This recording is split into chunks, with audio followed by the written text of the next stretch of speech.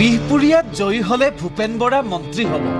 বিপৰীতে কংগ্ৰেস প্ৰাৰ্থী ৰাম ভূঁইয়া জয়ী হলে দৰমহাৰ সমুদায় ধন বিলাই দিব।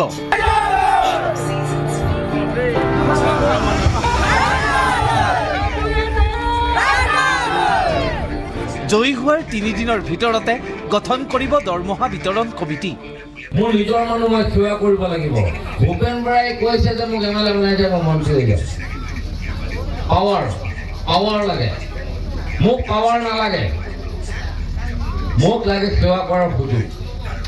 আৰু মই আৰু এটা কথা কৈ লৈ যাওঁ, মই আপোনালোকক একো ইয়াত আনিবলৈ অহা নাই। ইমানেই নিনো, পইচাটো নিনোৱেই।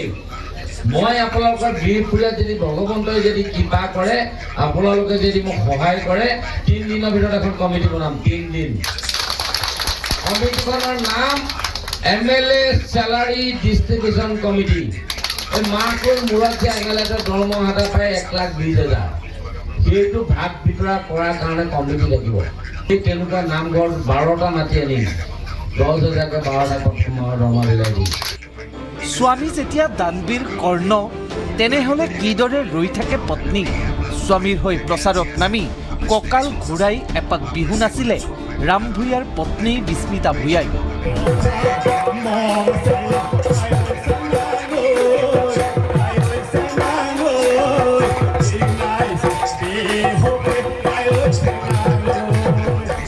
তাৰ পাছত স্বামীৰ ঘোষণাত সন্মোহিত ৰাম ভূঁইয়াৰ পত্নীয়ে নিজকে অভিহিত কৰিলে কলিযুগৰ সীতা বুলি।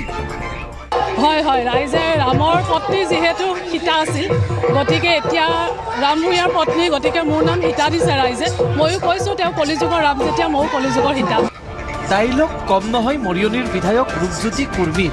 প্ৰতিদ্বন্দ্বী ৰাইজৰ দলৰ প্ৰাৰ্থী ডক্টৰ জ্ঞানশ্ৰী বৰাৰ তুলনাত হেনো মৰিয়নিৰ সকলো লোককে চিনি পায় ৰূপজ্যোতি কুৰ্মীয়ে।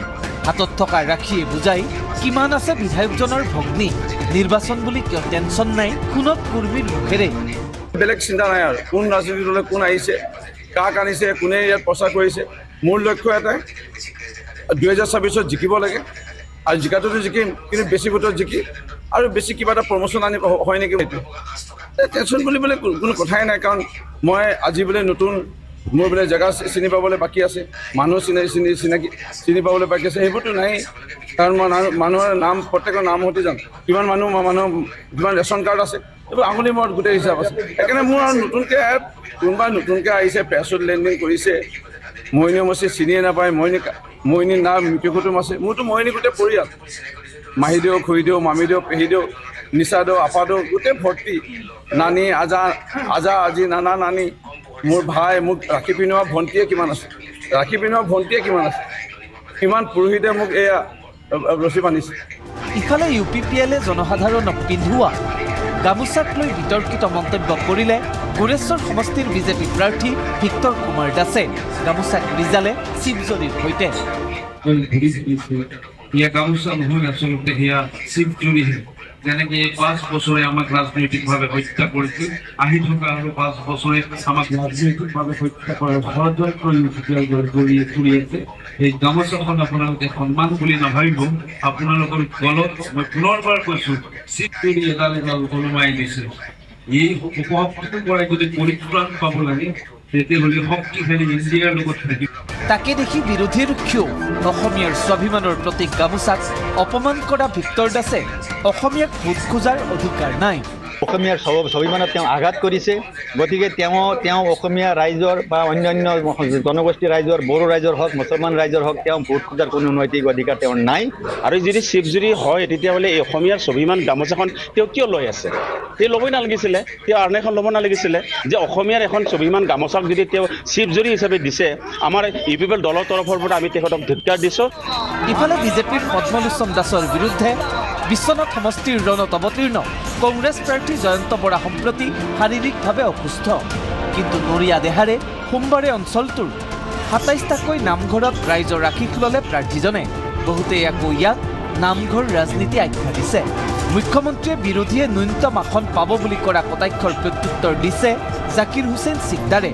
পাকা বেতবাৰীৰ কংগ্ৰেছ প্ৰাৰ্থীজনৰ দাবী, বিৰোধী ঐক্যয়ে 80ৰো অধিক আসন পাব। মুখ্যমন্ত্ৰীৰ নামৰ আগত প্ৰাক্তন উপমা লাগিব। চৰকাৰ কংগ্ৰেছ দলৰ নেতৃত্বত হ'ব। কংগ্ৰেছ দলৰ নেতৃত্বত যে মিত্ৰতা হৈছে বিৰোধী ঐক্যই চৰকাৰ গঠন কৰিব আৰু মুখ্যমন্ত্ৰী ডাঙৰীয়াই এই নিৰ্বাচনৰ পিছতে প্ৰাক্তন মুখ্যমন্ত্ৰী হ'ব। আমি 80+ আসন লৈ চৰকাৰ গঠন কৰাৰ কাৰণে বৰ্তমান যিটো পৰিৱেশ আৰু নিৰ্বাচনৰ দিন যিমানেই চুমুচাপে আহিব আসনৰ সংখ্যা বৃদ্ধি হ'ব। তাকে দেখি ৰঙিয়াৰ বিজেপি প্ৰাৰ্থী ভৱেশ কলিতাৰ কটাক্ষ, বৰ্তমান 5Gৰ দিন, বিৰোধীৰ 3Gৰে কাম নহ'ব। মই ক'লো না আজিকালি 5Gৰ ওপৰত গ'ল, ক'ত 3G আছে? 3G মানে নেটৱৰ্কে নাই, ঘূৰি থাকে মানে ক'ত ঘূৰে? মানকাছাৰতে ঘূৰি থাকে, মানকাছাৰ পিনে অলপ থাকে না। ইফালে 18টাকৈ সমষ্টিত নিৰ্বাচনত অৱতীৰ্ণ জয় ভাৰত পাৰ্টিক বিজেপিৰ এজেণ্ট আখ্যা JMMৰ ৰাজ্যসভাৰ সাংসদ প্ৰদীপ বালমুচুৰ। और ये इसलिए ये जो उम्मीदवार दे रहा है ये पूरी तरह से हम ये कहें कि जो हम लोग का वोट है, ठीक है, उसको बिखराने का काम कर रहा है और कोई इसका मकसद नहीं है। इस तरह से मैं पीछे दरवाजे से बीजेपी को मदद कर रहा है। তাৰ মাজতে টিকট নাপাই মনৰ দুখতে বিজেপিত যোগদান কৰা গোলকগঞ্জৰ প্ৰাক্তন কংগ্ৰেছী নেতা তপন কুমাৰ ৰায়ে উদঙাই দিছে টিকট পাবলৈ কংগ্ৰেছক লগা বিশেষ 3টা অৰ্হতা। চাৰ্টিফিকেট থাকিব লাগিব, প্ৰাৰ্থীজন গুণ্ডা হ'ব লাগিব, জেল খাটি কেইবাবাৰো মানে কেছত মানে অভিযুক্ত থাকিব লাগিব, তাৰপিছত মাটি বেদখলকাৰী হ'ব লাগিব, মানে যিকোনো এটা গুণ থাকিলে কংগ্ৰেছৰ প্ৰাৰ্থী হ'ব পৰা যায়।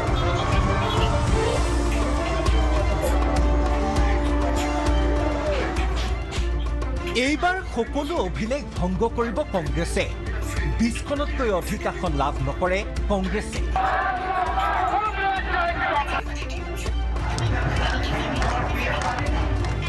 AIDF দলে লাভ কৰিব 5খন আসন। কেৱল ধিং সমষ্টিতহে জয়ী হ'ব ৰাইজৰ দল।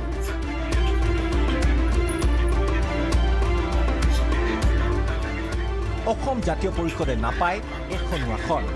বিজেপি মিত্ৰজোঁটে লাভ কৰিব 90খনতকৈ অধিক আসন।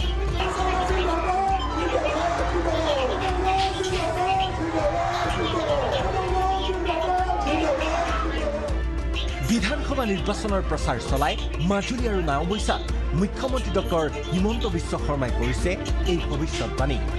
কংগ্ৰেছে 15টা চিট পালে, 15ৰ পৰা 17টা, UDFে 5টাৰ পৰা 6টা, ৰাইজৰ দলে ধিঙত জিকিব 1টা, জাতীয় পৰিষদ 0। কংগ্ৰেছে সৰ্বকালৰ সকলো ৰেকৰ্ড ব্ৰেক কৰিলে। এইবাৰ 20ৰ ওপৰত তেওঁলোকে যাব নোৱাৰে, মোৰ কথা লিখি ৰাখক। 90তকৈ বেছি চিট পাব। বিধানসভা নিৰ্বাচনত বিৰোধীৰ ভূমিকাক নস্যাৎ কৰি এই ঘোষণা কৰিছে মুখ্যমন্ত্ৰীয়ে। কংগ্ৰেছ দলে প্ৰকাশ কৰা নিৰ্বাচনী ইস্তাহাৰ সন্দৰ্ভতো মুখ্যমন্ত্ৰীগৰাকীয়ে কয় যে কংগ্ৰেছৰ নিৰ্বাচনী ইস্তাহাৰত একোৱেই নাই।